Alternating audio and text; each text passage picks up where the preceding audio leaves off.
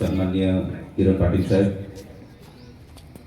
SDO काळे साहेब, तहसीलदार पाटील साहेब, आपले कृषी अधिकारी जाधव साहेब, गट शिक्षणाधिकारी, सर्व अधिकारी आणि कर्मचारी बंधू भगिनी, त्याचप्रमाणे गावातील सर्व प्रतिष्ठित व्यक्ती आणि उपस्थित सर्व गावकरी बंधू आणि भगिनी, महाराष्ट्र शासनाने आदरणीय देवेंद्रजी फडणवीस साहेबांच्या निर्णयानुसार छत्रपती शिवाजी महाराज महाराजत्व अभियान समाधान शिबिर हे मोठ्या प्रमाणे महाराष्ट्रामध्ये मागच्याही वर्षी झाले. यावर्षी आता मार्चमध्ये 2, एप्रिलमध्ये 2 आणि मेमध्ये 2 असे आपल्या या जिल्हा परिषद सर्कलमध्ये 6 ठिकाणी हे शिबिर होणार आहे. आज जरी सुनगाव असलं, पुढच्याकडे जर ताळठाणा असलं, इथल्या काही आपल्या समस्या राहिल्या तर आपण त्याही शिबिरात जाऊ शकतो. म्हणजे असं काही नाही की सुनगावमधल्या शिबिरामध्ये जायचं असं नाही आहे. तर बाकीचे गावामध्ये तर आपण प्रत्येक वेळेस गाव बदलणार आहे आपल्या सर्कलमध्ये. त्यावेळेस त्या तिथं जाऊन सुनगावचं जर एखादं आलेलं काम असेल तर तिथे करता येईल आपल्याला. आणि आजच्या याच्यामध्ये काही नवीन काम आपण देतो आहे इथं समजा दिवसभरामध्ये, तर त्याला थोडे दिवस लागतील. पुढच्या शिबिरामध्ये तुम्हाला ते काम झालेलं दिसेल असं मी समजतो. बरोबर आहे तहसीलदार? असा माझी अपेक्षा सुद्धा आहे की आज एखादं काम आपण इथे दिलंय कागदपत्र, तर ते पुढच्या शिबिरापर्यंत त्याची दुरुस्ती जे काय असेल ते काम पुढच्या शिबिरात तुम्हाला भेटून जाईल अशी. आज किंवा उद्याच भेटून जाईल. कलेक्टर साहेबांना आज किंवा उद्याच भेटून जाईल. त्यामुळे थोडं प्रेशर तहसीलदार साहेबांवर जास्त वाढलेलं दिसतं कारण सगळ्याच डिपार्टमेंटवर. पण तुम्ही बघा की शेवटी काम करण्यात आनंद असते, समाधान असते. आपापल्या याच्यानुसार विचारानुसार आपण काम करतो. परंतु अधिकारी कर्मचारी बंधू भगिनींना माझी विनंती आहे की तुम्ही जेवढं कामामध्ये लक्ष द्याल, जेवढा जास्त वेळ द्याल, तेवढी तब्येतही चांगली राहील, मानसिक स्थितीही चांगली राहील आणि सगळ्यात महत्त्वाचं म्हणजे रात्री झोप चांगली आहे. हा माझा अनुभव आहे. जितकं तुम्ही लोकांच्या कामामध्ये राहाल तेवढी चांगली झोप येत असते.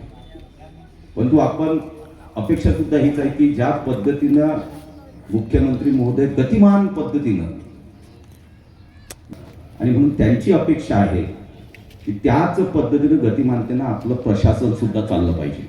आणि म्हणून कालचा अर्थसंकल्प जर आपण पाहिला असेल, आणि मला वाटतं पाहायला पाहिजे, आणि मी माझ्या फेसबुकवर बऱ्याचशा जणांनी पाहत नाही की अर्थसंकल्प म्हणजे काय, याच्यापासून मी त्या फेसबुकवर सगळ्या पोस्ट टाकल्या. म्हणजे आपल्या ग्रामीण भागातल्याही मुलांना समजला पाहिजे की काय असते अर्थसंकल्प. नाही तर आपल्याला वाटतं बजेट झालं, आपल्याला काय संबंध आहे बजेटचा अर्थसंकल्पाचा, पण आपल्यासाठीच असतो. आणि म्हणून कमीत कमी माझं फेसबुक तरी फॉलो करत जा की त्यावर आपण इतक्या छान प्रकारे व्हिडिओज बनवलेले आहेत, सोपी सरळ भाषेमध्ये, की आपल्या ग्रामीण भागाला कोणत्याही मुलांना ते सोशल मीडिया पाहिलं तर त्याला बजेट अर्थसंकल्प म्हणजे काय ते समजून जाईल की कशासाठी असतो, काय असतो, त्याचा अर्थ काय आहे, काय होणार आहे. तर आपण हे पाहायला पाहिजे. किंवा आपलं जेवढं ज्ञान वाढेल ग्रामीण भाग, तेवढं आपण त्याच्यामध्ये आपला सहभाग नोंदवू. आणि सहभाग नोंदवण्याचा आपल्याच भागामध्ये आपली उन्नती होऊन आपल्या भागाचा विकास सुद्धा होईल. आणि म्हणून ह्याही गोष्टीकडे आपण ध्यान दिलं पाहिजे. कालच्या जरा आता या शिबिरामधून आपल्याला कलेक्टर साहेबांनी सांगितलं की आता उद्देश जो आहे की आपल्या छोट्या मोठ्या ज्या समस्या असतात, अडचणी असतात, त्या पण आपण आपल्या जागेवर सरकार त्या गावांमध्ये जाऊन त्या समस्या सोडवल्या पाहिजे. कारण लोकांचा वेळ 2-2, 3-3 चक्रा, 5-5 चक्रा हा होऊ नये. त्यांचाही वेळ शेतीसाठी बाकीच्यासाठी उपयोगी असतो, कारण प्रत्येकजण हा कामामध्ये असतो. त्यामुळे त्यांचा वेळ वाचावा, त्यांना लवकर न्याय मिळावा, समस्या लवकर सोडवल्या म्हणून समाधान शिबिरांचं आयोजन सातत्यानं होते आहे. परंतु याचबरोबर बघा की कालचा जर तुम्ही बजेट अर्थसंकल्प जर वाचला असेल, कारण आपणही वाचला पाहिजे जेणेकरून, किंवा पाहायला पाहिजे जेणेकरून आपल्याही भागामध्ये काय येणार, कशा पद्धतीने पुढे. कारण आपण काय करतो की आता मी पुढची संकल्पना एक करणार आहे कलेक्टर साहेब. केंद्र शासन मोदीजींच्या हजारो योजना आहेत, राज्य शासनाच्या शेकडो योजना आहेत, जिल्ह्याच्याही शेकडो योजना आहेत वेगवेगळ्या विभागाच्या. पण मला नाही वाटत मी सुद्धा की मला सगळ्या योजना माहिती आहेत. त्यामुळे आपल्या लोकांना सुद्धा हे योजना 1% माहित नाही, 1% पण नाही, 1% पण योजना आपण घेत नाही. ज्या मोदी शासनाच्या आणि फडणवीस शासनाच्या ज्या योजना आहेत त्यातल्या 1% योजना आपण योजनेमध्ये सहभाग घेत नाही. आणि मग आपण विचार करतो की माझं कसं करायचं, मी पुढे कसं जायचं, माझं आता एज्युकेशन हे झालं, मला आता काहीतरी करायला पाहिजे, 2 पैसे कमवायला पाहिजे. मग त्यावेळेस अडचण येते. मुलांसाठी, शिक्षण घेतलेल्या की शिक्षण न घेतलेल्या मुलांसाठी, शेतकऱ्यांसाठी एवढ्या योजना आहेत की आपण त्याचा अभ्यास केला, खरोखर त्याच्यामध्ये आपण सहभाग घेतला तर आपल्याबरोबर आपण आपलं कुटुंब सुद्धा पुढे नेऊ शकतो. आणि मग आता ह्या योजना कशा पोहोचतील, काही योजना शासनामार्फत पोहोचतात. आता एक साधी योजना सांगतो की ते अजूनही आपण त्याच्यामध्ये सहभाग देत नाही. सुनगावाची सूर्यघर योजना आहे की जे गरीब लोक आहेत ज्यांचं 100 युनिटपर्यंतच खरं त्यांचं बिल येतं. 100 युनिटपर्यंत ते 1-2 ट्यूबलाईट असतात वगैरे साधं आहे, तर 100 युनिटपर्यंतच त्याला बिल येतं, त्याचे पैसे भरावे लागतात. परंतु शासनानं, मोदी शासनानं सूर्यघर योजना काढली. त्यामध्ये जे गरीब, जे किंवा सर्वसामान्य लोक आहेत त्यांना मोफतमध्ये सूर्यघर योजना त्यांच्या सोलर जे आहे त्यांच्या घरावर लावण्याचं प्रयोजन आहे. जेणेकरून त्या सोलरमधली जे वीज निर्मिती होईल ते डायरेक्ट MSEBीलाच जाईल, परंतु त्या घराला 1ही रुपया बिल लागणार नाही.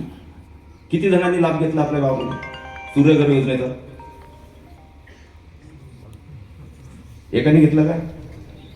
आता ह्या सूर्यघर नाही समजलं तर आमच्याकडे सूर्यघर योजनेत आपल्याला माझं बसते का बसवायचं आहे. आपलं ऑफिस तेवढ्यासाठी का जळगावमध्ये की ज्याची इच्छा असली मग सूर्यघर योजना माहीत पडली, काय योजना आहे, कशी करता येईल, आपल्या ऑफिसमध्ये माहिती भेटते, पटापट त्याला अधिकाऱ्यांशी बोलणं करून त्याची सूर्यघर योजनेची त्याला योजना दिल्या जाते. पण तुम्ही जेवढे सक्रिय राहाल, जेवढ्या या अर्थसंकल्पन ज्या ज्या योजनांचा तुम्ही पुढे पुढे जातील, काय कोणती योजना आहे, मला कोणती भेटू शकते, वैयक्तिक योजना भरपूर आहे. आता ट्रॅक्टरचं तर असं झालं, आता ट्रॅक्टर कोणी घेतलं की मी ते दसऱ्याच्या दिवशी बघितलं की ट्रॅक्टरसाठी लाईन लागलेली होती विकत घेण्यासाठी आणि ट्रॅक्टर उपलब्ध नव्हते. शासनाने इतके ट्रॅक्टर दिले की जो मागेल त्याला ट्रॅक्टर झाला, जो मागेल त्याला ट्रॅक्टर. कारण काही काही जणांना ट्रॅक्टर नंबर लागते की नाही, तर मग त्याचाही नंबर लागतो. हो म्हणजे आता कसं करायचं म्हटलं, दुसरं घे, पहिलं विकून टाक. आता काय शेवटी सबसिडी तिथेच भेटतं ना. म्हणून यांत्रिकीकरण शेतीमध्ये मोठ्या प्रमाणात यांत्रिकीकरणाचा जाधव साहेब कुठे गेले जाधव साहेब याचा प्रचार प्रसार जो ज्या पद्धतीने त्या पद्धतीने झाला पाहिजे. यांत्रिकीकरणात पुढे आपल्याला जशी जशी शेती, आज आपल्याला पाणी आहे की नाही, आहे की नाही, आता पाणी आहे, मेहनत करण्याची ताकद आपल्यामध्ये आहे. वीज जर आपल्याला व्यवस्थित, आता विजेची आपल्याला या वर्षीच्या एंडपर्यंत, या वर्षीच्या शेवटपर्यंत तुम्हाला दिवसात सुद्धा पूर्ण वीज मिळेल. हा माझा शब्द आहे. या महिन्याच्या शेवट, या वर्षाच्या शेवट दिवसात सुद्धा आपल्याला वीज आहे, पाणी आहे, मेहनत आहे. मग जोड काय लागेल शेतीसाठी करायला की आपल्याला आधुनिकतेची जोड द्यावी लागेल. मग कृषी डिपार्टमेंटमध्ये काय काय योजना आहे, आपल्याला कोणते यंत्र घेता येईल, कल्टिवेटर हे घेता येईल, ते घेता येईल, काय करता येईल याचा विचार केला पाहिजे मुलांना. आणि मग त्या शेतीमध्ये त्याला जोड दिली पाहिजे. आता कालच्या बजेटमध्ये आपण नैसर्गिक शेतीला सुद्धा आपण प्रोत्साहन देतो आहे. म्हणजे नैसर्गिक शेती आपल्या हे आहे की नैसर्गिक शेती बाबा काय ते पिकणार नाही, उत्पादन येणार नाही, मारा फवारे. आता शासनाचं म्हणणं आहे की त्या एक तुम्हाला लक्षात घ्या, म्हणजे थोडा विचार जर वेगळा केला आपल्या रासायनिक शेतीमध्ये आणि नैसर्गिक शेतीमध्ये, इकडे समजा 5 क्विंटल गहू झाला तर इकडे 3 क्विंटल गहू होईल. पण या 3 क्विंटल गव्हाची दुप्पट किंमत आहे मार्केटमध्ये, नैसर्गिक दुप्पट. आता आमच्यासारखे काय करतात, ऑर्गॅनिक कोणाची याच्याकडून ते येऊन विकत येतात, दुप्पटाने घेतो आम्ही. आजकाल लोकांची मानसिकता बदललेली आहे. ज्यांच्यावर थोडाफार पैसा आहे ते म्हणतात चांगल्यात चांगलं अन्न कुठं भेटेल ते बघू दे, ते घेऊ दे, थोडा पैसा शिल्लक गेला चालेल. याचाही अभ्यास केला पाहिजे की काय ट्रेंड चालेल. आपण आता आयुर्वेदिक वनस्पतींचं जे आहे ते मोठ्या प्रमाणात मतदारसंघामध्ये आणतोय आणि ते विक्री सुद्धा कोण घेईल याचीही तरतूद करतोय. त्यामुळे त्याच्यावर आपण पुन्हा जाणार आहे. पानंद रस्त्यांचं आता कालच्या ज्या घोषणा झाली, मोठ्या प्रमाणामध्ये आपण पानंद रस्त्यांचं म्हणजे आपल्या शेत रस्त्यांचं या 3 वर्षामध्ये शेत रस्ते संपले पाहिजे. हा सरकारच्या समोरचा मोठा कार्यक्रम आहे. 3 वर्षाचे रस्ते संपवायचे. गावाला जोडणारा जो रस्ता आहे, गावात जाणारा जोडणारा मेन रस्त्यापासून ते सगळ्या खेड्याचे 1000 लोकवस्तीच्या वरच्या खेड्यांचे आपण कॉन्क्रिटीकरण करणार आहे. जेणेकरून 25-30 वर्ष त्या खेड्याला पाहायचंच काम नाही. नाही तर पुन्हा 2-4 वर्ष खड्डे पडले की पुन्हा तो रस्ता करा, खड्डे पडले की पुन्हा रस्ता करा. अशा विविध योजना ह्या सार्वजनिक झाल्या, त्या सर्व गावांच्या विकासासाठी. पण आपला विकास कसा होईल याचाही विचार केला पाहिजे. आणि त्यासाठी आता बरेचसे जण कोल्ड स्टोरेजचं कलेक्टर साहेब 15 वर्ष झाले मी भाषणात बोलतो की कोल्ड स्टोरेज टाका, कोल्ड स्टोरेज टाका. पण पैसा आमच्याकडे नाही असं नाही आहे.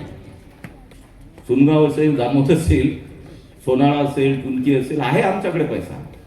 पण तू काही नवीन करणे किंवा त्याच्यावर आपलं व्हॅल्यू ॲडेड करून आपलं अजून उत्पन्न वाढवणे, शेतकऱ्याचं उत्पन्न वाढवणे, तर थोडं आपलं त्याच्यामध्ये अजून आम्ही गेलो नाही आमच्याकडे. म्हणून 15 वर्ष झालं कोल्ड स्टोरेज, शेवटी आता मीच टाकतोय कोल्ड स्टोरेज.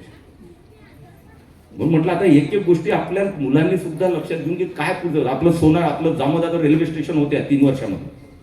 आता रेल्वे स्टेशन झाल्यानंतर इतकी मोठी स्कोप आपल्याला आहे. आणि सगळ्यात महत्वाचं म्हणजे हे रेल्वे स्टेशन आपण आता दुसरंही जलम ते जामोद याचाही रस्ता आपण प्रस्तावित करतोय, रेल्वे लाईन. तुम्हाला एक सांगतो, जामोद रेल्वे स्टेशन हे देशातलं सगळ्यात मध्यभागी असलेलं स्टेशन होते आहे. म्हणजे ज्या देशामध्ये तुम्ही कोणत्याही दिशेनं जा, तुम्हाला जामोदून गाडी भेटेल. कोणत्याही दिशेने जा तुम्ही, जामोदवरून तुम्हाला कनेक्टिव्हिटी भेटेल. म्हणजे तुम्ही उत्तरेकडे जा, तुम्ही दक्षिणेकडे जा, तुम्ही पूर्वेकडे जा की पश्चिमेकडे जा, कोणत्याही दिशेने गेलं तर तुम्हाला जामोदवरून कनेक्टिव्हिटी मिळणार. हे 4 वर्षामध्ये आपण करणार. 4 ते 5 वर्ष लागतील जास्तीत जास्त पूर्ण कनेक्टिव्हिटी देशाची. म्हणून जामोद हे आपलं मिड सेंटर होते आहे, मध्य भागाचं. त्यामुळे पुढे किती आपल्याला रोजगार उपलब्ध होणार आहे, किती प्रकारचा आतापासून आपण विचार केला पाहिजे की या 4-5 वर्षात रेल्वे स्टेशन झाल्यानंतर काय काय करता येईल ते आतापासून सुरुवात केली तर आपल्याला त्यावेळेस जो नवीन टाकेल त्याला आतापासून सुरुवात करण्याला त्याचा बेनिफिट होणार, त्याला फायदा होणार. म्हणून अशा पद्धतीनं आपल्या मतदारसंघाचा विचार आपण केला पाहिजे. आम्ही करतो, म्हणजे मी करतो एकटा म्हणून सगळं चांगलं होईल असं नाही आहे. तुम्ही सुद्धा विचार केला पाहिजे, आमच्याशी संवाद केला की भव असंच करायला पाहिजे, हे करायला पाहिजे, ते करायला पाहिजे, किंवा काय करू शकतो आपण ते सांगायला पाहिजे. आणि मग अशा पद्धतीनं हा आता एकलची योजना काढली आपण. ज्या एकल महिला, ज्या विधवा असतात, ज्यांचं कोणी नाही आहे, वडील नाही, नवरा नाही, एकटी बाई आहे, तर तिचं सर्वेक्षण आपण आता चालू करतोय. तिच्यासाठी वेगळी योजना काढते गव्हर्नमेंट की त्या महिलेचं पूर्ण चरितार्थ सगळा कसा चालेल. 2,500 तर काही चालणार नाही, त्यामुळे तिच्यासाठी एक वेगळी योजना काढतोय आपण. लखपती दिदी आता 27 लाख झाले. आपल्याला या वर्षीचं टार्गेट अजून 25 लाख लखपती दिदी करायच्या. त्यामुळे महिलांनी त्याच्यात सहभाग, कुठं योजना आहे, कसं लखपती दिदी देता येईल. एकटा आमदार किंवा एकटा कोणी लोकप्रतिनिधी, एकटा अधिकारी काहीच करू शकणार नाही जोपर्यंत तुमचा सहभाग होणार नाही. आणि म्हणून तुमचा सहभाग, तुमचं हे सगळ्यात महत्वाचं आहे. आणि ह्या योजना ज्या कलेक्टर साहेब आता शेकडो हजारो योजना आहेत. आता मी एक करतोय पुढच्या 1-2 महिन्यामध्ये प्लॅनिंग की याचं एक ऑफिस जे आहे, सेपरेट ऑफिस हे जळगावमध्ये तयार करतोय की ज्या ऑफिसमध्ये कोणी या, तुम्हाला सगळ्या योजनांची माहिती मिळेल, त्या योजना कशा घेता येतील, त्याचा पाठपुरावा करणे, सगळी माहिती तुमच्यासाठी आता एक ऑफिसच खोलतोय. म्हणजे शेतकऱ्यांनी ठेकेदारी मागितल्यापेक्षा ऑफिसमध्ये जायला सांगितलं नाही तर माझ्यासाठी जास्त कोण ते ठेक्यासाठी, ते ठेके गिके बंद आता. ज्याला वाटलं त्यानं घ्या, ज्याला वाटलं ते भरा. परंतु आता माझा फोकस आहे परमनंट पोरगा कसा उभा राहील भविष्यासाठी. परमनंट उभा राहायला पाहिजे. हे टेम्पररी आहे ठेकेदारी, भेटलं का नाही भेटलं का, कधी खड्ड्यात जाते, कधी वर येते, नाही ते येतच नाही.